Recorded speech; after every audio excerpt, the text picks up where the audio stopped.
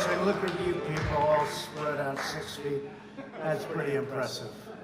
But we like it the old way a little bit better, don't we? And we'll be back. We'll be back to that soon, I think. I really believe it. And we were received by thousands and thousands of people coming in.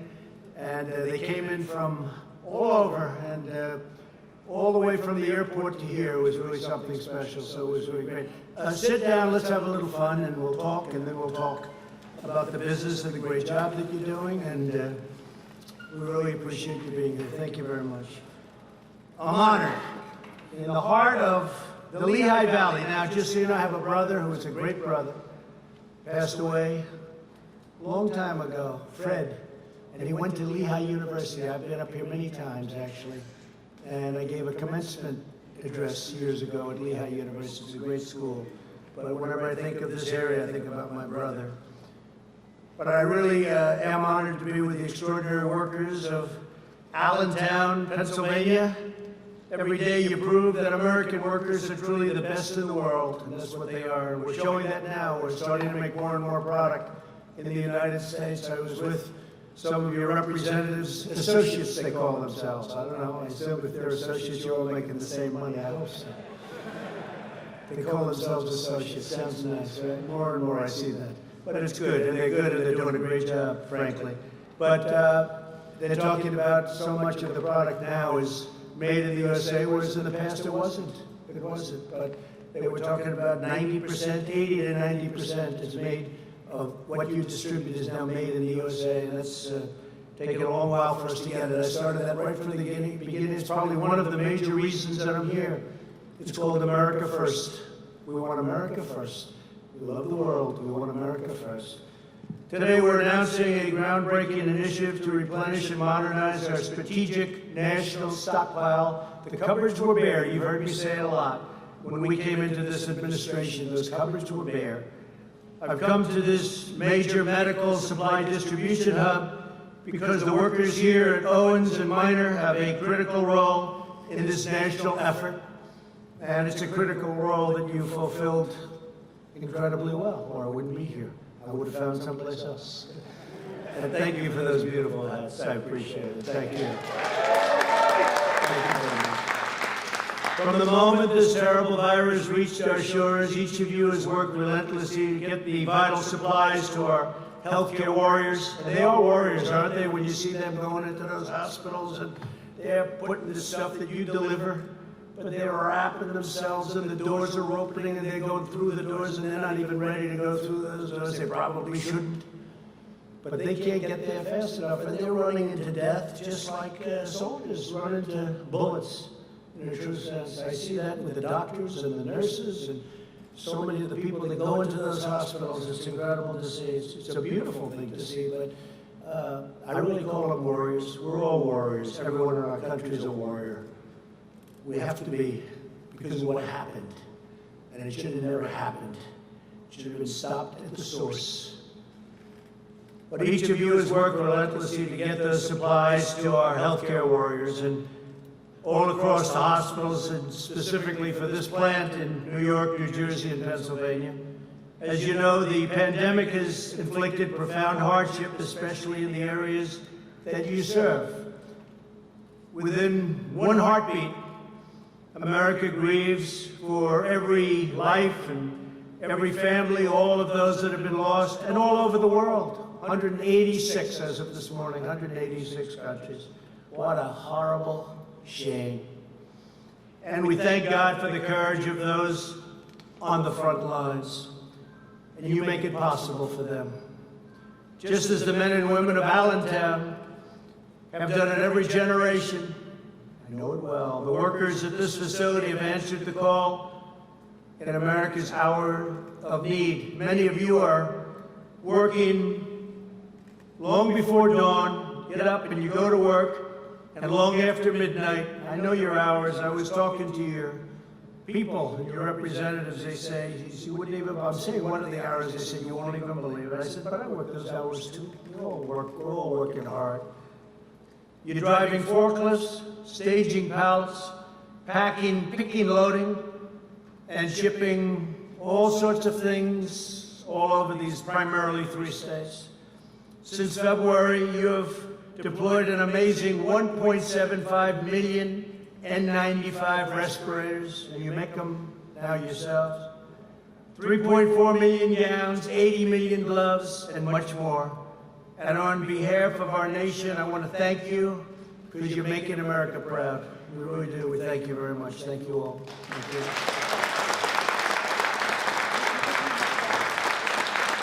I'm grateful to Owens Minor President Edward Pasica, along with your Chief Operating Officer, Jeff Jacobs.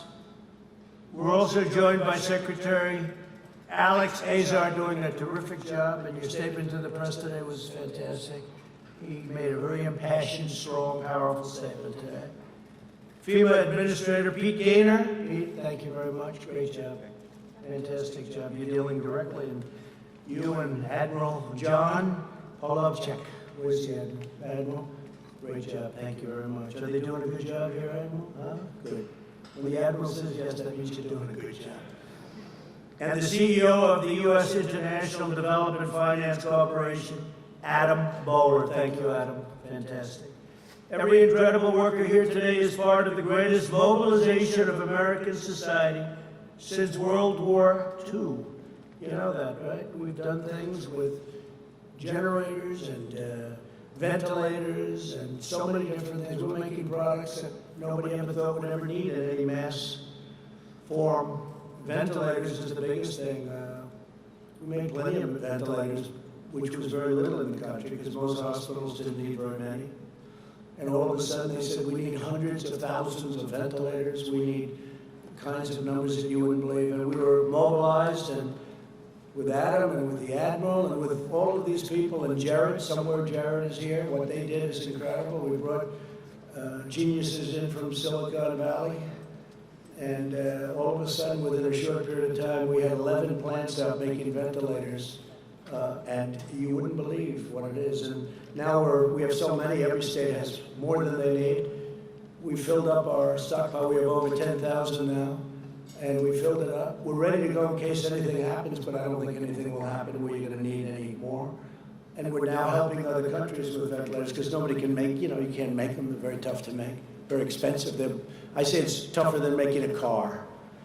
And we make the best ventilator, too. So they've done a fantastic job. And 2 months ago, you couldn't get a ventilator. We were left virtually none. Over the past few months, the federal government has partnered with Owens Minor and other distributors to launch the very successful and historic Project Air Bridge, which is really being thought of and spoken of in glowing terms. Nearly 150 flights have brought 95 million masks, 16 million gowns, and 921 million gloves to America. Can you believe that? 921 million gloves. It's not even conceivable. Guided by our team, workers like you distributed over 1 billion pieces of protective gear to places in need. A truly remarkable accomplishment. After meeting the immediate demand, we'll be transforming and transitioning from Project Airbridge to Sealift, where we're using big ships, giant ships. It's less expensive, and they can carry a lot more. And we don't need the speed anymore because we're very stocked up. Now, as our country begins a safe and gradual reopening, we're launching a monumental effort to replenish and rebuild the strategic national stockpile. We also did that, by the way, with fuel. When oil went down, we replenished our strategic national reserve. And we got it for a great price. We didn't believe what went on with fuel. But now it's starting to go back, and we're saving our energy industry. Because people didn't need too much gasoline when there were no cars on the road. And I said to the governors, I said, there are no cars on the road. This is a good time to fix your highways. Fix your highways now. Some did, and some didn't. Right? They didn't. They were worried that 2 people working 35 feet away from each other or driving a tractor or whatever they might be doing, they'll catch the virus. But the ones that did were really helped because you went from being these massive traffic jams to having no traffic. And I can tell you, Florida was a state. Great governor, And Ron he told me, he said, I'm doing it. I said, that's a good thing. Not everybody did. Ron DeSantis, governor of Florida. But some did, and they've saved tremendous amounts of money. In rush hour, they're building, and they hardly had to close the lane. So, you know, there are a lot of good things you can do, but some people decided not to do that. Under the previous administration, the stockpile was depleted and never fully refilled. Most of the N95 masks were distributed during the N1H1. Now, you know who says that, right? N1H1. Who says that? Sleepy Joe Biden. Remember? He said the N1H1. I said, isn't it the other way around? He said, yes, sir. But he said it, so it doesn't make any difference. But during the H1N1, and that's the swine flu, and there was a pandemic in '09 that was not well handled at all, got very poor marks. Never again will another president inherit empty shelves or expired products, at least hopefully in 5 years you're talking about, maybe 9 years, maybe 13 years, but you'll never have to deal with empty shelves, and you'll never have to deal with the depleted military. The military that we took over was depleted and in horrible shape. We've now spent $1.5 trillion rebuilding our military. We have the strongest military we've ever had, by far. And this is a good time to have it, too. And all of the product was built in the USA.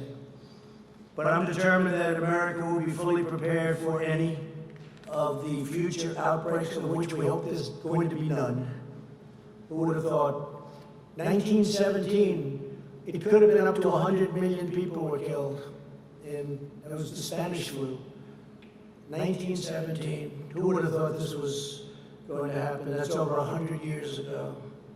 Our effort begins by dramatically increasing our reserves.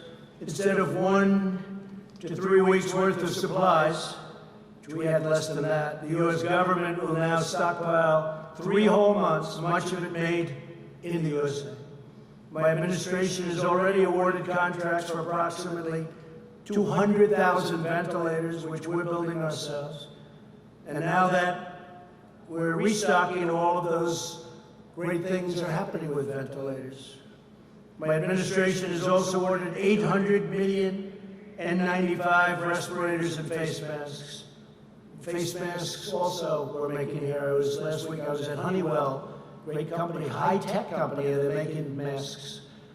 And they're making face masks. They're making a lot of different things that 3 months ago they never even thought about. They've geared up. It's incredible what some of the companies have been able to do. You've seen that, what Honeywell has done, an incredible job they've done. But many of them are manufactured by Owens Minor. Many of the things that we're doing and delivering happily to places that were not able to get it, done by Owens Minor. Thanks to a major investment in Del Rio, Texas, your company plans to produce an astounding 20 million N95 masks per month. That's more than you do here. I don't know. You're going to take that? I don't think so. That won't last long, right? But think of that, 20 million N95 masks per month, and that's going to be very shortly. Next, my administration is taking action to modernize the stockpiles during this crisis. Admiral Polovchek and his team built a cutting-edge system that allows the federal government to integrate seamlessly with our nation's largest distributors to procure, produce, and deliver astonishing quantities of supplies where they're needed the most. We have an incredible system. Oh, we're not going to need it, but it's there, right? It's there. It's there like nobody would even believe. And the press doesn't ever talk about it. They don't want to talk about it. They are right there. They don't want to talk about it. They are a disaster. That's okay.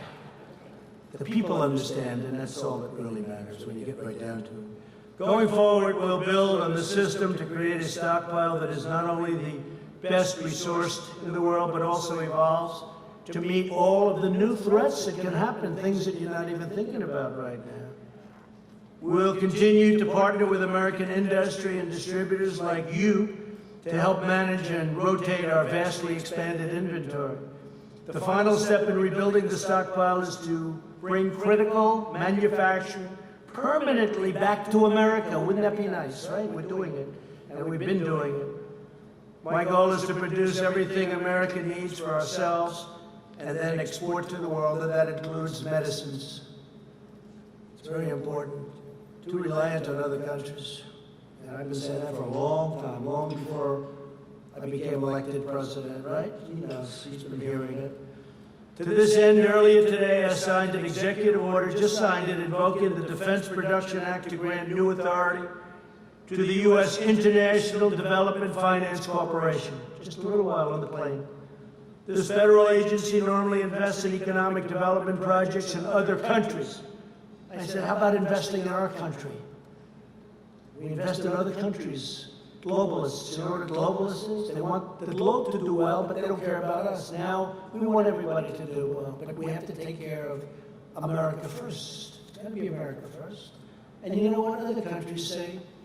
Their country first. Why wouldn't they do that? But we didn't do that. We had a bunch of globalists that didn't know what the hell they were doing. But under my order, it will now also invest in our country, helping to bring vital factories, pharmaceutical producers, and most importantly, jobs back home where they belong. Now, we had the greatest economy in the world. We had the best job numbers we've ever had. We had almost 160 million people working. We were never even close to that. The best unemployment numbers we've ever had. African American, Asian American, Hispanic American had the best job numbers in history, in the history of our country. They never did so well. Best income numbers. Best stock market numbers, 401k numbers. The good part is the stock markets, because we know what we're doing. The stock market's ready to move. It never went down like a lot of people say, wow, it's 23, 24,000. It was 29,000. It never went down like people would have assumed, because they know what's happening. They know, smart people, a lot of smart people, they know what's going to happen. We're going to have an amazing next year, one of our best. But we had the greatest year ever, and then we had to turn it off, artificially induced. We had to turn it off. And if we didn't do that, we would have lost 2 million people instead of, whether it's 95,000, 100,000, one is too many, but we would have lost 2 million people, maybe more than that, maybe somewhat less, but think of it, even if it was a little less. Multiply what we have by 20. Or by 15, wouldn't be acceptable, wouldn't be sustainable. People would have said, what's going on over here? Multiply as bad as you've seen it. And you know, you can say what you want about the flu, but I've never lost anybody to the flu that I know. I mean, I've had people, friends, they have the flu, they're sick, they don't feel good. And you call up, how you doing? You know, 3 days, 2 days, a week later, they're fine. Nobody ever said they died. But I've lost 5 people that I know. 2 people were very good friends of mine. And you call up 2 days later, how are they doing? Sir, they were in a coma. I said, they were in a coma. Now, they were older. I wouldn't say they were the greatest of health. I wouldn't say their weight was perfect. Not perfect. But they're gone. So it's just a terrible, terrible thing. In my administration, we believe in 2 beautiful rules: buy American and hire American. This afternoon, I also have great news on testing. You know, we've been doing testing at a level that nobody's ever done it before. We cannot get the press to write about it, or write fairly about it. And nobody's ever done, we've done double what anyone else. If you add up all of the countries in the world, we've done more testing than all of the countries in the world added up together. Nobody's ever done anything like that. And we have the best tests. We have tested 2 months ago, didn't even exist. Our great companies came up with things, Abbott Laboratories and so many others. They came up with things at Roche. They came up with things that nobody even believes. So we have the best testing in the world. Could be the testing's frankly overrated. Maybe it is overrated. But whatever they start yelling, we want more, we want more. You know, they always say, we want more, because they don't want to give you credit. Then we do more, and they say, we want more. but we have the greatest testing in the world. But what we want is we want to get rid of this thing. That's what we want. We want to get rid of this thing. This afternoon, I also have great news on that testing. America has now conducted its 10 millionth test. That's as of yesterday afternoon. 10 million tests we get. 10 million. And CVS has just committed to establish up to 1,000 new coronavirus testing sites by the end of this month. And the 10 millionth will go up very, very rapidly. And don't forget, we have more cases than anybody in the world. But why? Because we do more testing. When you test, you have a case.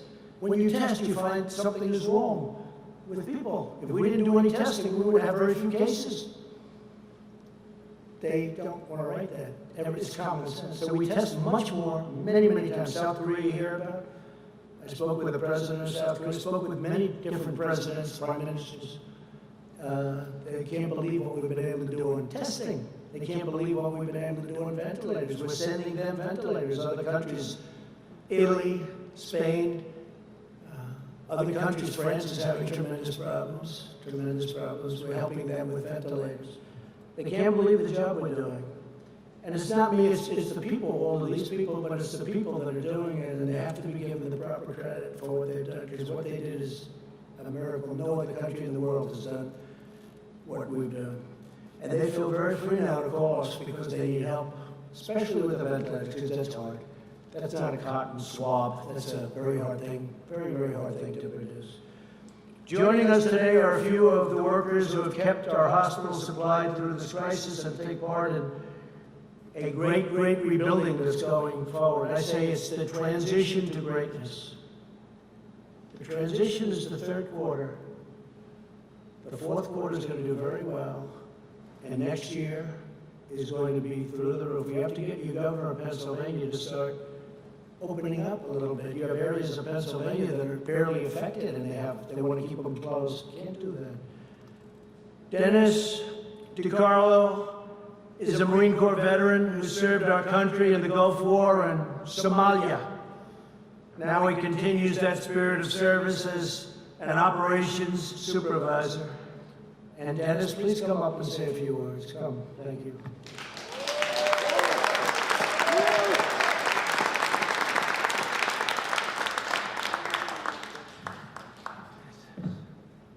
Thank you, Mr. President. I want to first start by saying thank you to all my teammates out there. We've had a lot of blood, sweat, and tears, and I want to say thank you to you guys. You guys are wonderful. I know we're in a crisis situation with our country, and people have asked me how it's changed. For us, it's almost with little modifications. It's day-to-day business for us as dealing with the medical supplies. But I feel the one emphasis is on the seriousness. And whenever you're dealing with the medical field, it's a serious thing, but it's exponentially grown with what we're dealing with now. And if we make a mistake, it's amplified. So, I think you've done fantastic. They all like it. Do you like him?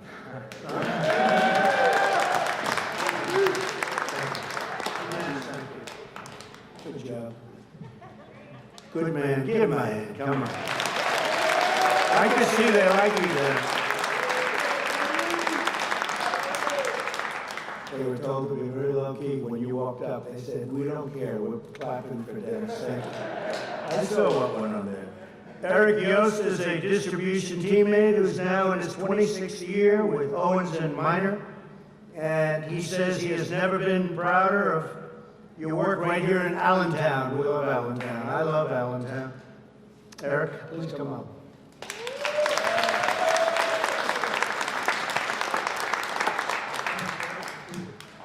Wow, wait a minute, I'm like short. Okay. Sorry about that. Yes, I want to thank you also. If it wouldn't be for this great team of Owens and Minors all over the nations, we wouldn't be here today. I want to thank you all. Thank you again. The 26 years that I've been here, we started off kind of small back when Stewart was transitioning over to Owens Minor. To make a long story short, we started with little stickers. And modern technology today revolved to where we have RFs, and we're better to equip the hospitals a lot quicker and pick it, receive it real fast. And then when this coronavirus came into place, we had to really react, and we did a great job on that. I mean, think about all them numbers that the president threw out there. I mean, that's a phenomenal job. We brought it into this building. We got it in, we got it out, we got it to the hospitals that were in dire need of all this. And my hat definitely goes off to all you guys. Thank you very, very much.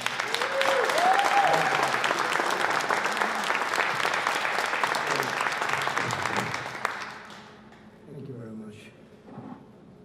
Carol Tim is a safety and training coordinator who has taken on extra duties during the emergency. Carol, please come up. Thank you, Carol.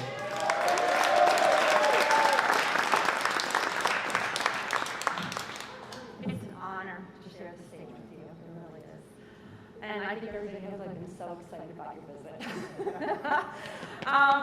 I'm the safety training coordinator, and my job is to make sure everybody goes home at the end of the day, which is very important to everyone's family.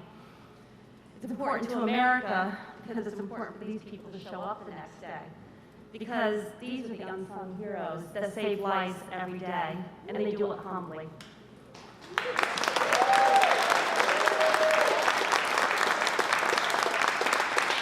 Mr. President, I wish you could have been here when we get the order to start transporting the masks and the gowns and everything that needs to go out to these hospitals. When that order came in, teammates from all different shifts just stopped without hesitation, and they flowed like magic in this facility. It was amazing to be able to see that, and they did phenomenal.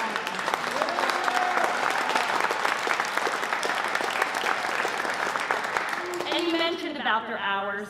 They don't stop working until the job's done, because everything they do today saves life tomorrow. So they're awesome, awesome Americans. So thank you.